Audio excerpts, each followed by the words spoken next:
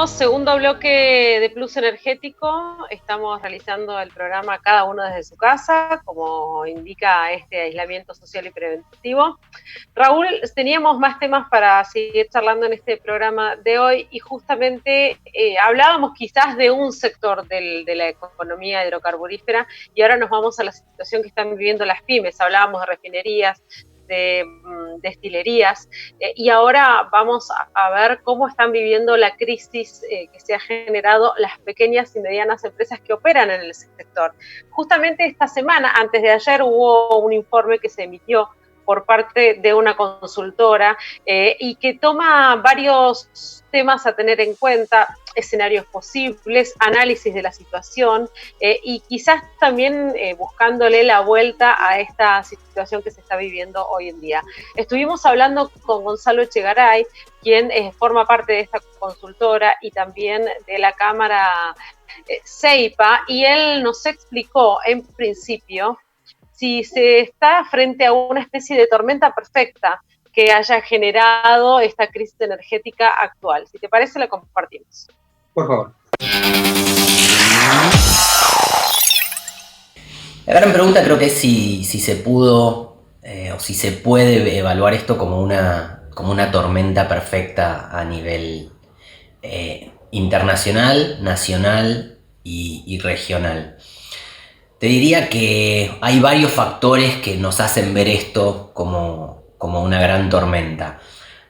La crisis sanitaria a nivel mundial está generando una grave recesión. Se esperaba un 3,5% de crecimiento a nivel global y hoy estamos reconsiderando esos números y en promedio los analistas creen que va a estar entre el -1 y el 1% la tasa de crecimiento del producto.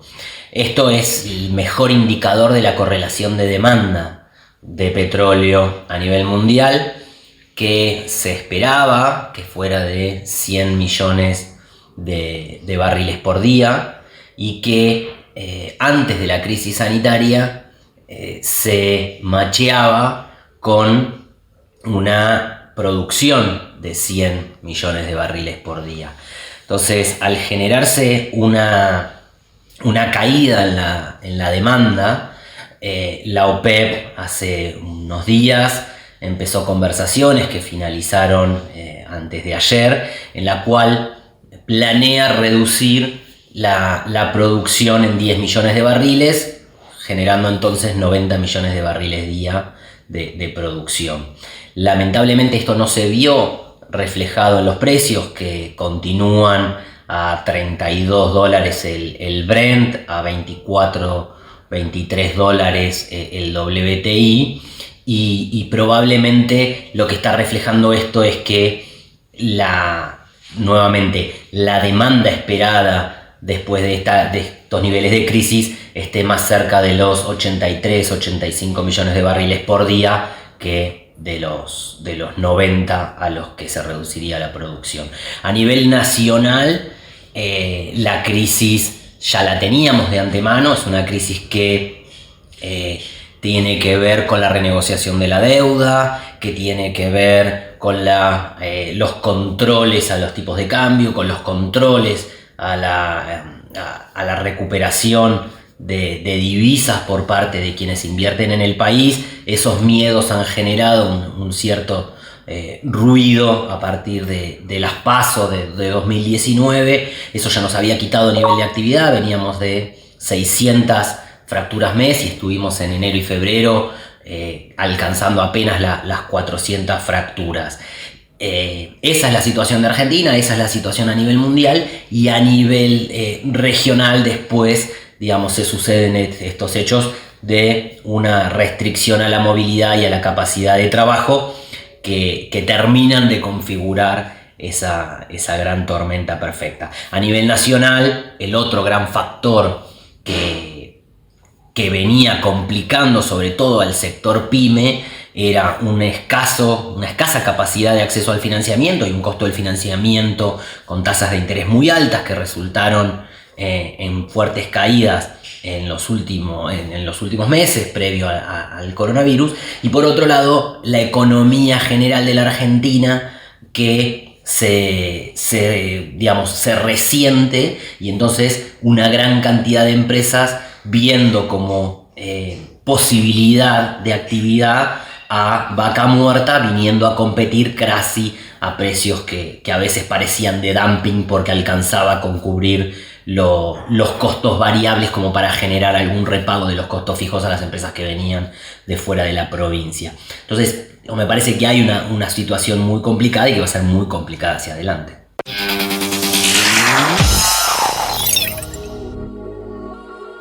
Bueno, ahí Echegaray nos planteaba el escenario, ¿no? Que se está viviendo, lo que tenemos hoy, en este aquí y ahora, en medio de la crisis que se ha generado a través de la pandemia del coronavirus en la economía, en los hidrocarburos. Y justamente decíamos que nos preocupaba o queríamos explicar y entender un poquito más cómo están haciendo las pequeñas y medianas empresas para poder sobrevivir, para resistir y para ver si más adelante van a poder salir justamente a flote. De esto nos explicaba cómo influye esta crisis en las pymes neuquinas. En la cuenca neuquina el nivel de operación, como te mencionaba anteriormente, o sea, venía en caída. Me parece que esta situación, esta combinación de factores va a generar hacia adelante algunos problemas. Algunos problemas que tienen que ver con el hoy. Nosotros lo que estamos planteando tanto desde la consultora como en el informe que hemos generado para la Cámara, de la cual somos parte y parte de la comisión directiva, creemos que una crisis sanitaria que define medidas extraordinarias para las cuestiones sanitarias debe definir y se están definiendo medidas extraordinarias para la situación económica, tanto a nivel de gobierno nacional como a nivel de gobierno provincial y en el excelente diálogo que hay hoy entre los distintos actores, tanto desde el sector público como del sector privado y de las agrupaciones de los trabajadores. Ahí me parece que entonces tenemos que separar dos instancias. La primera es los primeros 60-90 días, donde los fuertes impactos van a tener que ver con la restricción a la movilidad y a la capacidad de activar servicios, trabajos, obras y demás. Y una segunda discusión que se planteará ya más relacionada con la crisis nacional y la crisis internacional, que tiene que ver con qué va a pasar después de los 90 días, o sea, después del mes de julio. Yo creo que la principal problemática va a ser de financiamiento, va a ser de pérdida, no solo de ingresos, sino de rentabilidades negativas en los próximos meses, un cuello de botella financiero muy importante para dentro de 45 días, la cadena de pagos en la industria nos genera que tengamos los servicios que prestamos hoy, los cobramos dentro de 60-90 días, y entonces el grave cuello de botella financiero lo vamos a tener dentro de esos 60-90 días cuando no trabajo durante marzo y abril no nos genere ingresos a las empresas en el mes de junio. Estamos hablando de unos 2.000 millones de pesos de pérdida a nivel de los asociados de la Cámara. Eso se podría llegar a ver reflejado en unos 7-8.000 millones a nivel de la Federación. La verdad es que ahí ya los números no los tengo tan claros porque, de vuelta somos parte de la comisión directiva de CEIPA.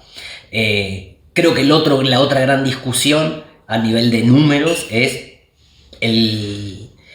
si las empresas pymes están ocupando y gastando su capacidad financiera en este mes, cuál va a ser la forma de financiar los próximos meses.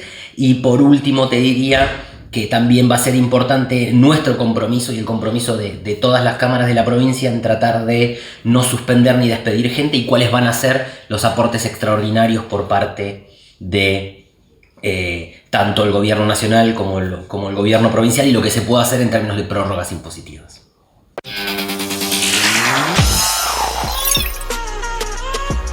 Bueno, complicado panorama. Y lo que le pedíamos a Echegaray es cuáles son los números de esta crisis, cuáles son los números que deja esta situación con respecto a demanda, a pérdidas, a otros indicadores que nos pueden guiar un poquito más en la información. Esto nos decía.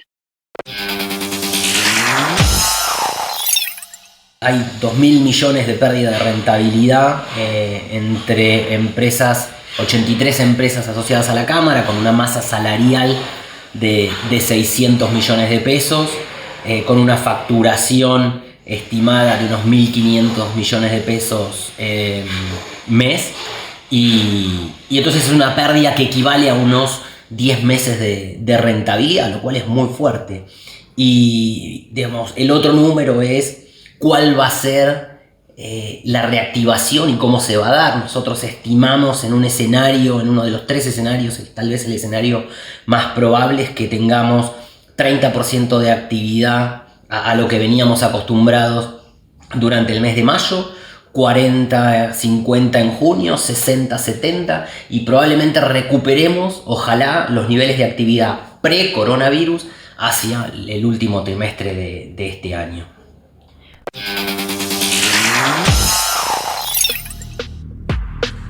Bueno, ahora, lo que se plantea en este informe que elaboraron es una serie de escenarios posibles para Vaca Muerta. Cuando pase la peor parte de esta pandemia, cuando quizás se termine definitivamente con el aislamiento preventivo, ¿cuáles son los escenarios posibles? Y nos mencionaba lo siguiente.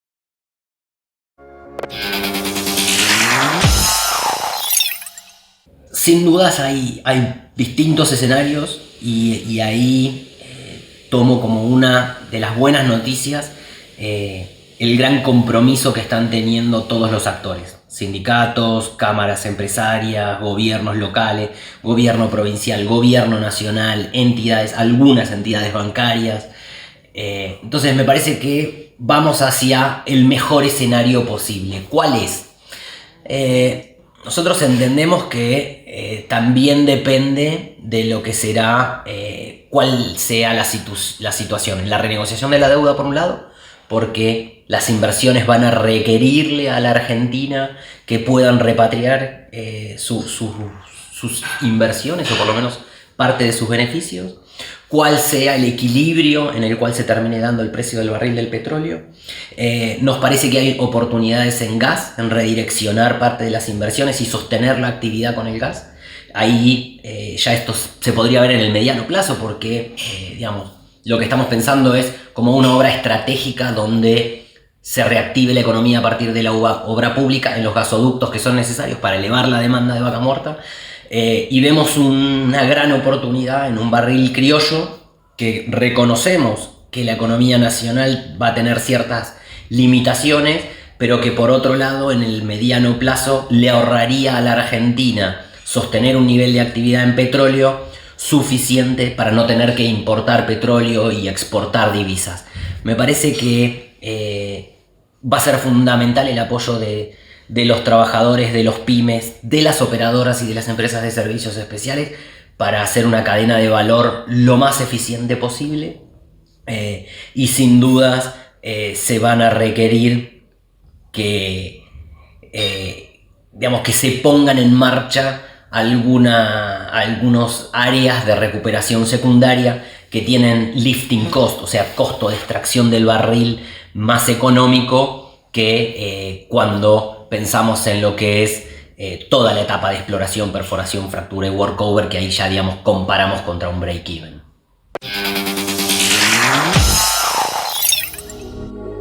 Bueno, ahí estaba, ¿no? El análisis que hacían desde la consultora, escenarios posibles, situación, pérdidas millonarias para las pymes, hablaba de 200.000 millones de pesos que pueden llegar a perder, y muchos otros detalles. 2.000 millones de pesos, perdón, es la pérdida estimada neta para los asociados de esta Cámara Empresarial. Deben tomar medidas urgentes porque este 35% de las unidades económicas no enfrenta situaciones de concurso quebranto. Hay que ver cómo sobrellevan realmente esta crisis. Raúl, ¿alguna reflexión que tengas en este momento? No, simplemente, a ver, nos encontramos, la palabra es crisis, ¿sí? Y tengamos en cuenta lo siguiente, la crisis en todos lugares lleva 4 etapas, ¿sí? La crisis. Acá estamos recién en la segunda etapa que nos estamos dando cuenta de cuál es el impacto que estamos teniendo. Una vez que generamos esto, vamos a tener lo que se llama el duelo de la crisis. Ese duelo de la crisis que es qué es lo que perdimos y qué es lo que tenemos que empezar a cambiar para salir adelante. Todavía estamos llorando, ¿ok? Y yo veo que muchos están llorando en esta situación de crisis porque en realidad o no se la veían venir o todavía no se tomó la dimensión.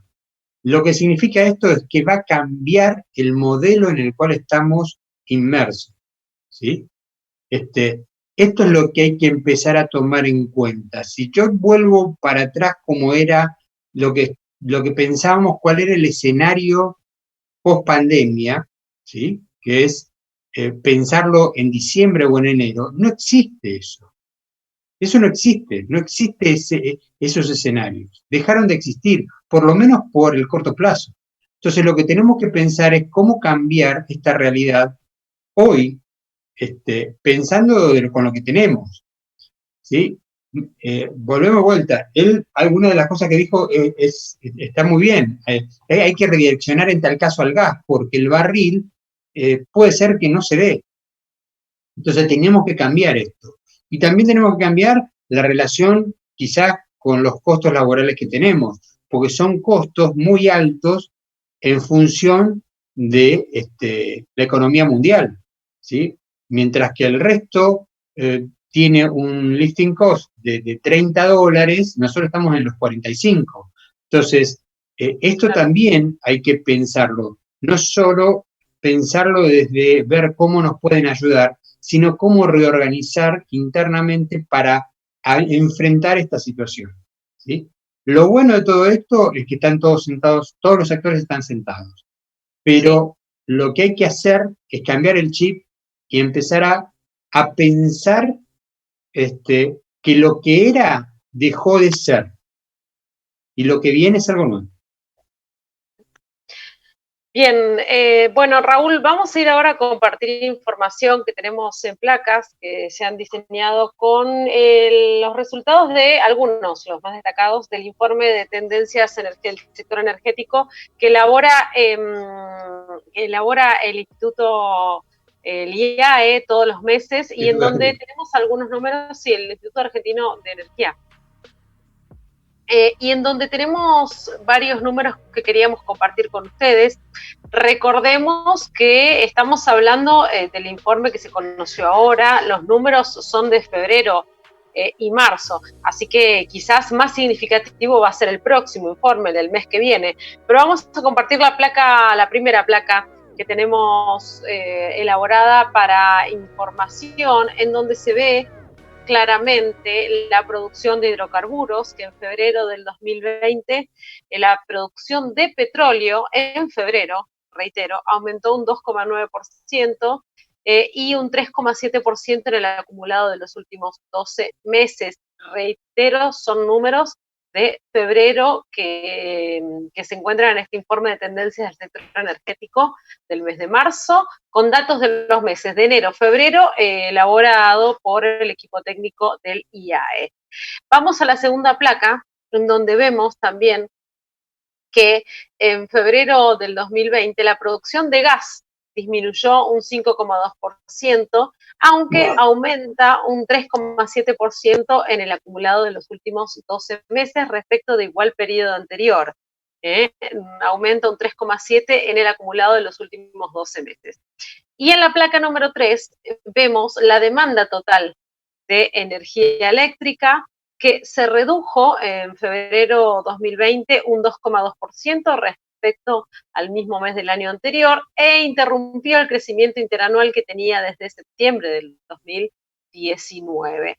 Este informe se elabora todos los meses y vemos algunos números que están relacionados con la producción. Y también tengo algunos números para compartir sobre la demanda.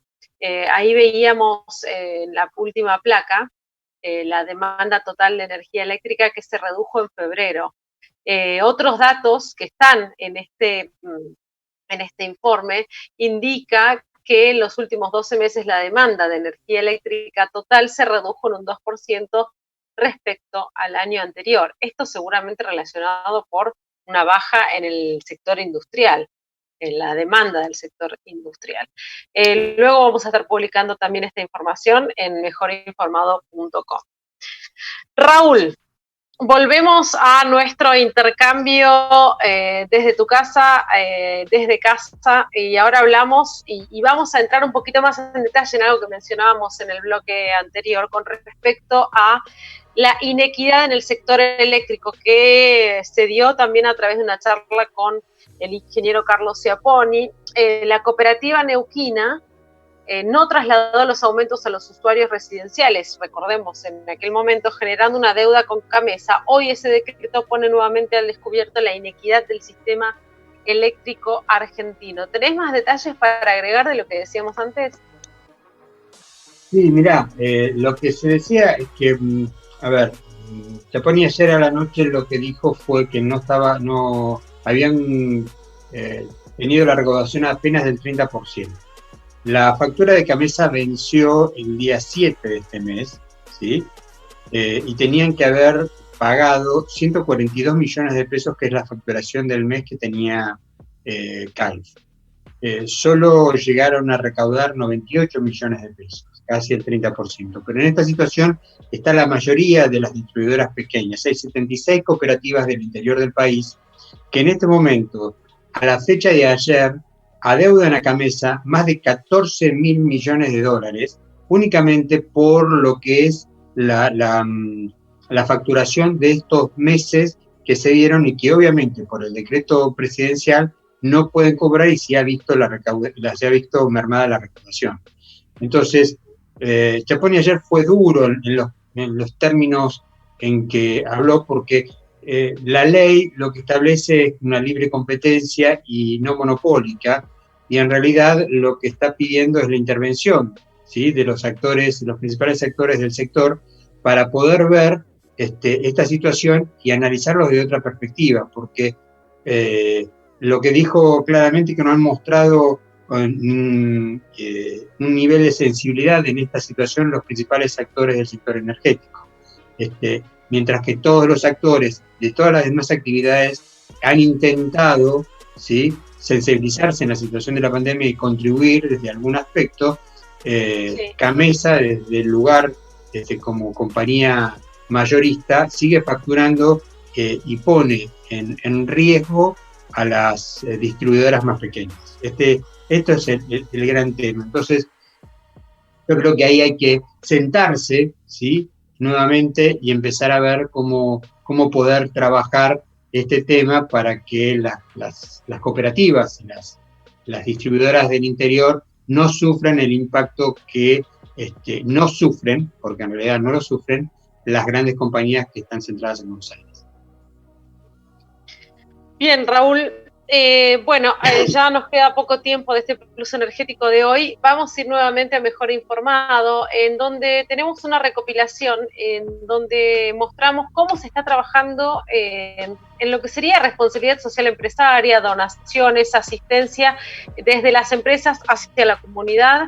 Vemos allí la nota titulada Empresas donan equipamiento para hacer frente a la pandemia. La provincia de Neuquén, en medio de esta emergencia sanitaria, se organizó a modo de un fideicomiso para centralizar las donaciones y contribuciones. Ante la dificultad que plantea la crisis, la provincia de Neuquén se organizó a modo de fideicomiso, como decíamos, y las empresas comenzaron a colaborar con aportes que van desde camas, respiradores, instrumental, hasta la posibilidad de realizar un aporte equivalente en dinero.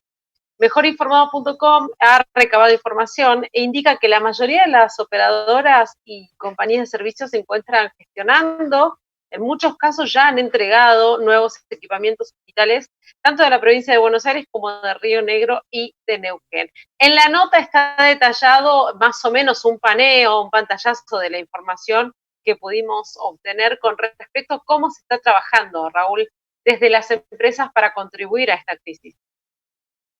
Sí, a ver, es importante rescatar esto, más allá de lo que se pudo haber donado o no, que es un tema cuantitativo, si se quiere poner en estos términos, lo importante es la voluntad de donación y de colaboración.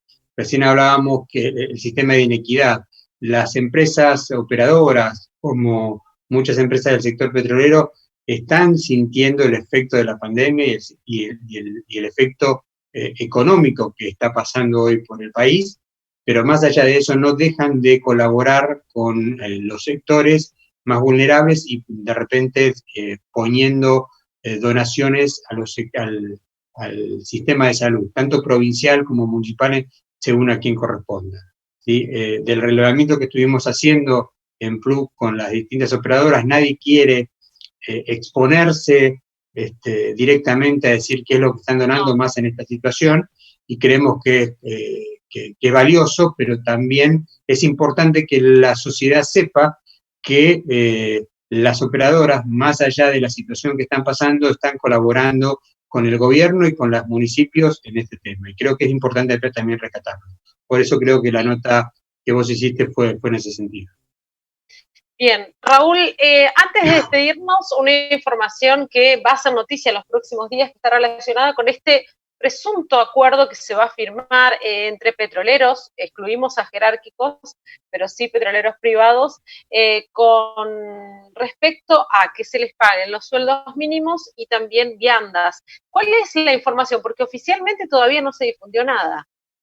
No, están, a ver, dos cosas, van petroleros y van jerárquicos, ambos van en lo mismo, bien, en el mismo acuerdo, por lo menos el borrador que circuló en esta semana es un borrador que incorpora a ambos sindicatos. Por supuesto que cambian algunos valores, pero en términos generales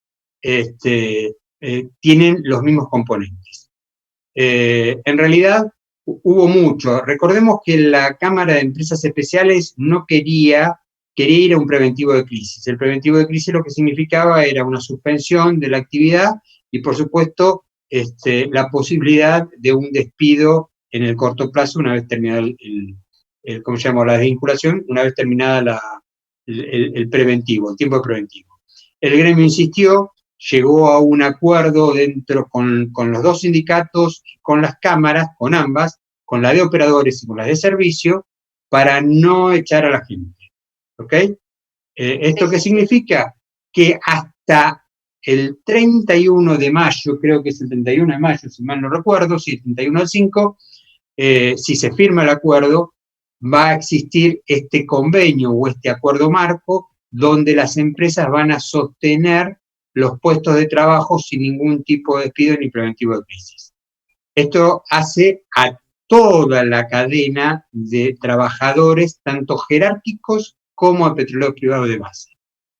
El tema está en los montos, el tema está hoy en discusión, o sea, ya se pasó a la segunda instancia. Estamos de acuerdo en no despedir, ahora vamos a ver cuánto es lo que podríamos aportar o no y qué es lo que pone cada uno.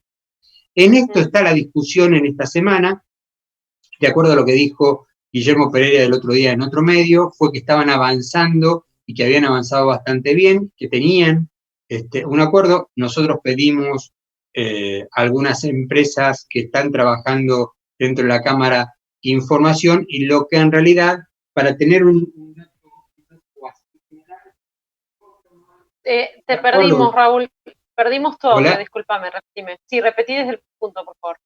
Te lo repito de vuelta, lo que hicimos fue hablar con alguna gente que está involucrada en la Cámara, y de acuerdo a los borradores que se están trabajando, ¿sí? De un petrolero privado cobraría el salario mínimo con la categoría, el salario básico con la categoría más una vianda, y si vos tomás en realidad todo el valor un petrolero está alrededor de los 80.000 pesos mensuales, y lo que se estaría tratando de llegar a un acuerdo es que cobrar el básico, que el básico está alrededor de 16.000 pesos, más la vianda, que serían 12.000 pesos.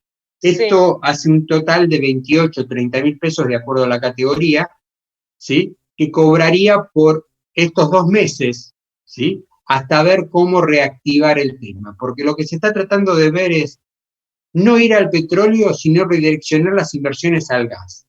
Si en estos 2 meses se acuerda no despedir a la gente y se acuerda poder buscarle la forma de reactivar el tema gas y el tema por la estacionalidad, porque ya llega el invierno, claro.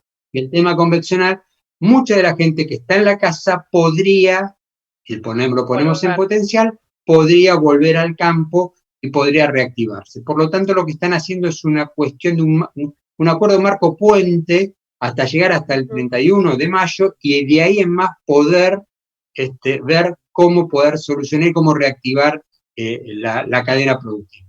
En eso están, hay que ver qué es lo que llegan. Es un buen acuerdo, ¿sí?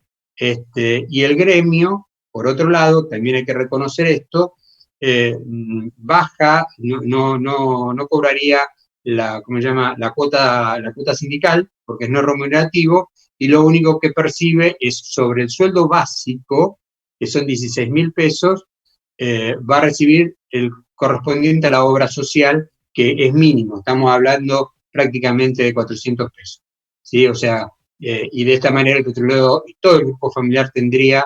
Aumenta el bolsillo. Exacto. Bueno, Raúl, un tema que seguramente va a darnos noticias la semana que viene.